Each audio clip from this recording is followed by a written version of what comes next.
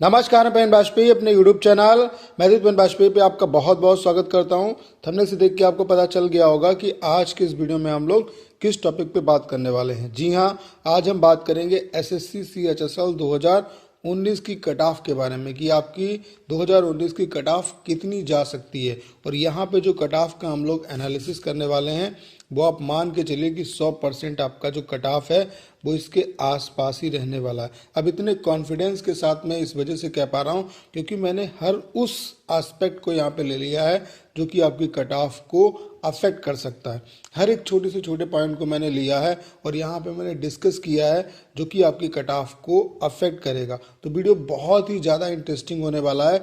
बस आप लोगों से मेरी यही रिक्वेस्ट है कि इस वीडियो को पूरा अंत तक देखिए, आपको सारे point one by one clear हो जाएंगे। तो आइए स्टार्ट करते हैं इस वीडियो को। सबसे पहले हम बात कर लेते हैं कि वो कौन कौन से मेजर पॉइंट हैं जो कि आपकी कट ऑफ को बहुत ही ज़्यादा अफेक्ट करते हैं, क्योंकि अगर हमने इनके बारे में डिस्कशन नहीं किया तो जो कट ऑफ का हमारा प्रेडिक्शन होगा वो कहीं ना कहीं राइट नहीं जा सकता है। तो जो आपका जो कट ऑफ है वो स्पेशली आपका तीन चीज़ों पर डिपेंड करता है। तीन चीज़ों पर आपका डिपेंड करता है। पहले तो नंबर वन जो है वो है आपका वैकेंसीज कि आपकी वैकेंसीज कितनी है।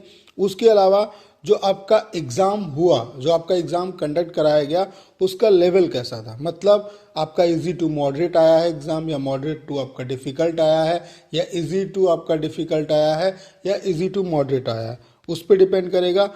और उसके अलावा जो तीसरा पॉइंट है वो है आपका टोटल कैंडिडेट कितने अपीयर हुए आपके एग्जाम में, नंबर ऑफ स्टूडेंट जिनकी अटेंडेंस हुई, मतलब जो आपके एग्जाम में अपीयर हुए, जिन्होंने एग्जाम दिया।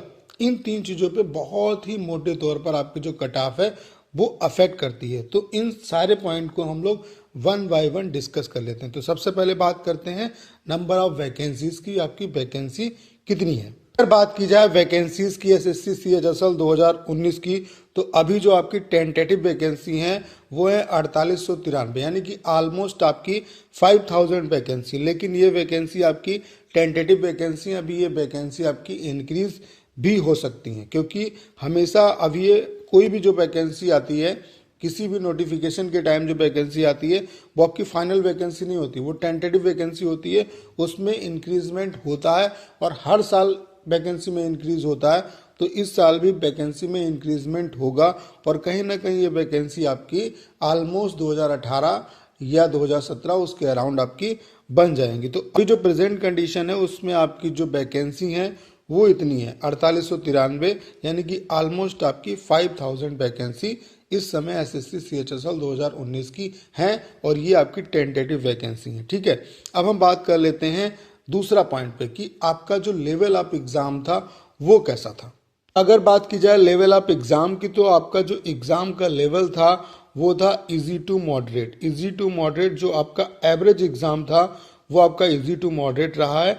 कुछ शिफ्ट आपकी जो है वो डिफिकल्ट आई हैं। तो जो नंबर्स का चार्ट है वो आपका हर एक एग्जाम में इस तरीके से ही आपका उठता है। किसी भी एग्जाम को देख लीजिए आप, चाहे सीएचएसएल एग्जाम को देखिए, चाहे आप एनटीपीसी के एग्जाम को देखिए, चाहे सीजीएल के एग्जाम को देखिए, जो नंबर्स का चार्ट है यानी कि जो नंबर का डिस्ट्रीब्यूशन है वो कुछ इस तरीके से ही होता है। अब मैंने कुछ रिसर्च की और उसके आधार पर मैंने डाटा निकाला है, तो वो डाटा मैं आपको दिखाना चाहता हूँ, मैं आपके साथ शेयर कर रहा हूँ। ये मैं अपने एक्सपीरियंस के बेसिस पे शेयर कर रहा हूँ और लगभग कोई भी आप एग्जाम दो उसमें यही डाटा आपका नियर अबाउट यही डाटा रहता है। क्योंकि अगर आप प्रिपरेशन कर रहे हैं, बहुत टाइम से प्रिपरेशन कर रहे हैं, तो आपको ये बात पता होगी कि नंबर ऑफ जो अच्छे स्टूडेंट हैं, मतलब जो एक रियल कंपटीशन है, वो हर साल मैक्सिमम से मैक्सिमम 10% ही इंक्रीज होता है। 10% ही मैक्सिमम जो अच्छा स्टूडेंट है वो हर साल बन के तैयार होता है। बाकी सारी क्या है, भीड़ है। और इन द सेंस भीड़ का मतलब ये है कि पुराने जो स्टूडेंट हैं वो कहीं ना कहीं रहते हैं, और उसके अलावा 10% जो अच्छे स्टूडेंट है वो हर साल 10% स्टूडेंट नए बन के सामने आते हैं और वो कहीं ना कहीं कंपटीशन में अपना पार्टिसिपेट करते हैं। तो अगर हम बात करें नंबर की कि किस तरीके से आपके नंबर जो हैं वो एग्जाम में, चाहे कोई भी एग्जाम हो, चाहे सीएचएसएल का एग्जाम हो, चाहे आपका सीजीएल का एग्जाम हो, तो अगर हम बात करें कि नंबर्स की, कि नंबर किस तरीके से स्टूडेंट के आते हैं, तो किसी भी एग्जाम को उठा के देख लीजिए, अगर इसी एग्जाम को हम देखें तो 80 से 110 के बीच में स्कोर करने वाले जो स्टूडेंट होंगे वो 50% होंगे। ये डाटा आप 80 से भी कम ले सकते हैं, क्योंकि क्या होता है कि जब आपका एग्ज़ाम होता है तो उसमें कई ढेर सारे स्टूडेंट ऐसे आते हैं जिनका एग्ज़ाम से कोई लेना देना ही नहीं होता। उसके अलावा कुछ जो नई नई प्रिपरेशन स्टार्ट करते हैं, या तमाम तरीके के स्टूडेंट, या मान लेते हैं कि कोई और एग्ज़ाम की प्रिपरेशन कर रहे हैं और वो भी देते हैं, जिनका इस एग्ज़ाम से पार्टिकुलर कोई लेना देना नहीं होता है।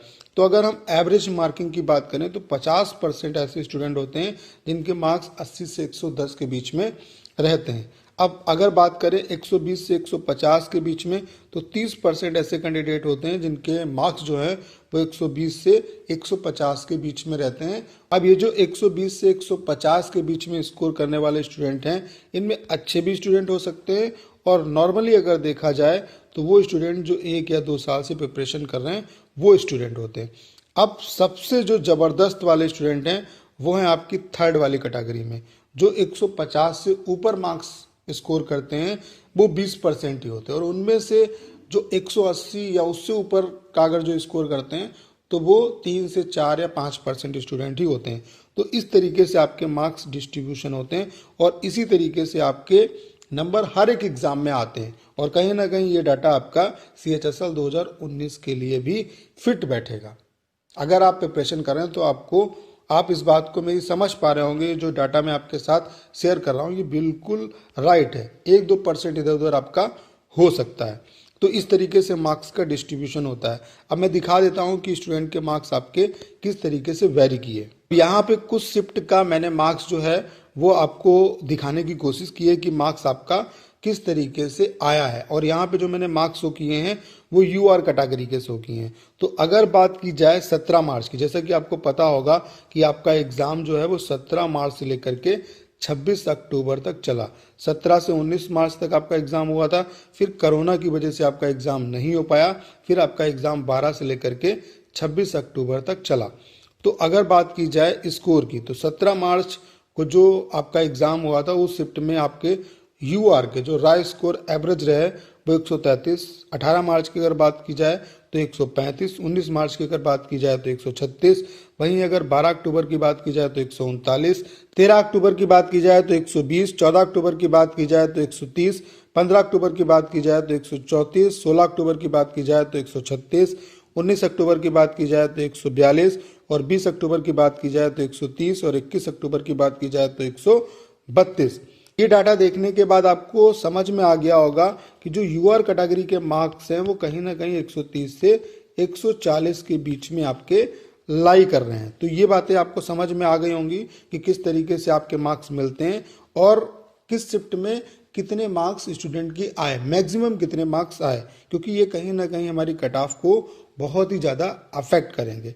अब हम बात कर लेते हैं अपने तीसरे पॉइंट पे, यानी कि नंबर ऑफ कैंडिडेट्स कितने थे जो आपके एग्जाम में अपीयर हुए थे, उसके अलावा कितने लोगों ने फॉर्म भरा था, और ओवरऑल आपका टाइपिंग कितने स्टूडेंट देते हैं, Tier 2 आपका कितने स्टूडेंट देंगे। तो वो डाटा आपके साथ में शेयर कर लेता हूँ। मैं चाहता हूँ कि मैं हर उस एस्पेक्ट पे बात करूँ जो कि आपकी कट ऑफ को अफेक्ट कर सकता है। तो ये डाटा मैंने लिखा हुआ है। जो टोटल कैंडिडेट आपके जिन्होंने फॉर्म को भरा था वो थे आपके 41,68,750। अब ये डाटा RTI के थ्रू पता चला है।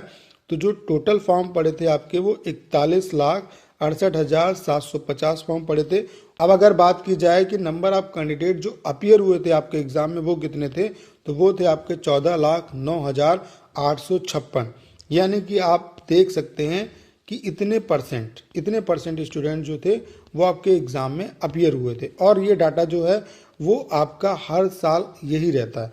जो नंबर ऑफ कैंडिडेट जो फॉर्म भरते हैं और जो अपीयर होते हैं उनमें डिफरेंस बहुत ज़्यादा होता है। अब आप जैसे यहाँ देख रहे हैं कि इतने कैंडिडेट अपीयर हो रहे हैं।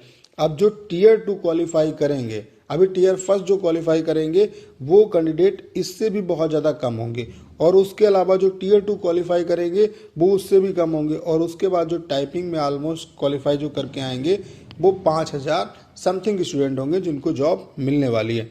तो ओवरऑल आपके इतने कैंडिडेट जो थे वो एग्ज़ाम में अपीयर हुए थे। अब हम बात करें कि रिजल्ट कितने स्टूडेंट का आएगा, तो जो कैंडिडेट क्वालिफाई करेंगे टीयर सेकंड देने के लिए वो 45 से 50,000 कैंडिडेट होंगे। हर साल डाटा यही रहता है, वो 1,000-2,000 आपका ऊपर नीचे हो सकता है, उससे कोई फर्क नहीं पड़ेगा। ठीक है, तो ये जो डाटा रहेगा आपका टीयर 2 के लिए, जो बच्चे टीयर फर्स्ट की कट ऑफ को क्वालिफाई करेंगे वो 45 से 50,000 होंगे। उसके बाद अगर बात करें कि टीयर 2 जो बच्चे क्वालिफाई करेंगे वो 30 से 35,000 बच्चे होंगे। 2018 में भी यही डाटा था और 2017 में थोड़ा बहुत ऊपर नीचे हो सकता है। तो 30 से 35,000 जो कैंडिडेट हैं वो आपके टाइपिंग देंगे और उनमें से 5,000 कैंडिडेट जो हैं वो आपके फाइनली उनको जॉब मिलेगी। अब वैकेंसीज कितनी बढ़ेंगी वो आगे की बातें हैं। ठीक है, तो टोटल जो आपको जॉब मिलने वाली है वो उतनी ही कैंडिडेट को मिलेंगी जितनी आपकी वैकेंसीज हैं। तो ये डाटा था आपका तीसरा वाला।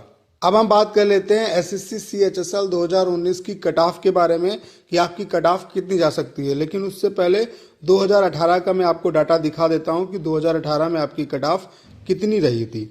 तो अगर बात की जाए यूआर कैटेगरी की, अब यहाँ पे मैं आपको लिस्ट थर्ड की कट ऑफ दिखा रहा हूँ, लिस्ट फर्स्ट और लिस्ट सेकंड की मैं आपको कट ऑफ नहीं दिखा रहा हूँ, क्योंकि जो नंबर ऑफ कैंडिडेट ज़्यादा क्वालिफाई होते हैं वो लिस्ट थर्ड में ही होते हैं। जो आपका एलडीसी, पीएएसए, जेएसए के लिए इसी लिस्ट में आपके नंबर ऑफ स्टूडेंट ज़्यादा क्वालिफाई होते हैं और कहीं ना कहीं ज़्यादा से ज़्यादा सेलेक्ट बच्चे इसी में होते हैं। तो इसी को हम दिखा रहे हैं यहाँ पे और इसी के बारे में यहाँ पे हम डिस्कस करेंगे।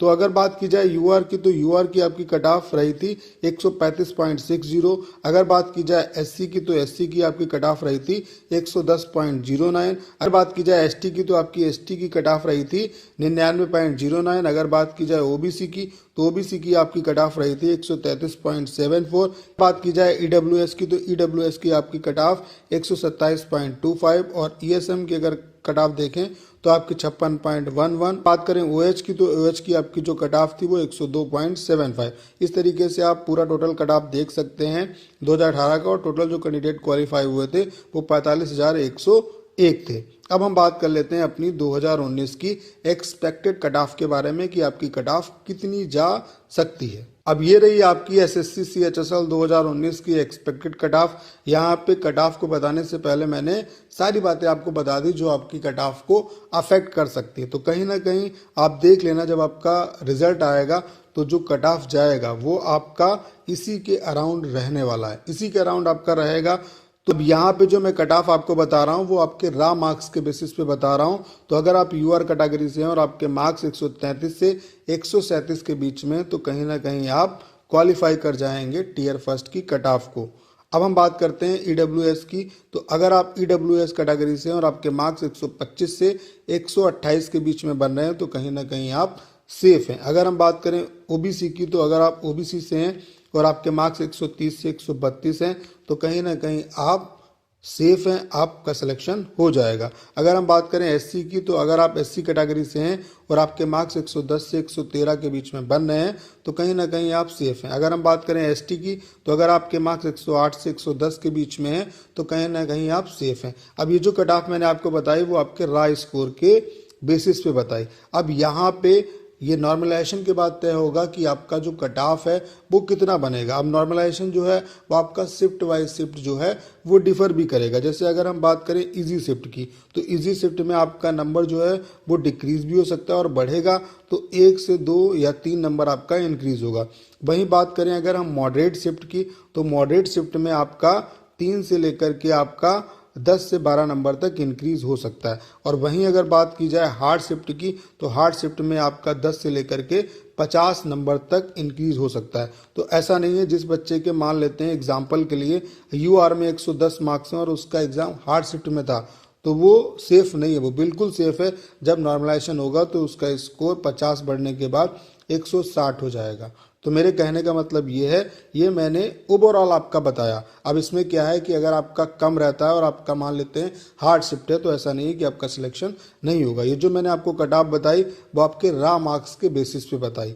तो उम्मीद है कि ये जो कट ऑफ है वो आपको बेहतर तरीके से समझ में आई होगी। इससे अगला जो वीडियो हमारा आएगा वो इसी पॉइंट पे होगा कि आप अगर फाइनल सिलेक्शन चाहते हैं 2019 में, तो आपको कितना मिनिमम स्कोर करना पड़ेगा ताकि आपको ओवरऑल एक फाइनल पोस्ट मिल जाए एलडीसी की या पीए की। तो वो वीडियो हमारी बहुत जल्द आएगी। उम्मीद है कि आज का वीडियो आपको बेहतर तरीके से समझ में आया होगा। उम्मीद है कि मेरे द्वारा दी गई इन्फॉर्मेशन आपको बेहतर तरीके से समझ में आई होगी। अगर वीडियो अच्छा लगा हो तो इसे अपने तक सीमित ना रखें, ज़्यादा ज़्यादा स्टूडेंट के बीच में शेयर करें। और अगर आप चैनल पर नए और आपने अभी तक इसे सब्सक्राइब नहीं किया है तो प्लीज़ चैनल को सब्सक्राइब करना ना भूलें।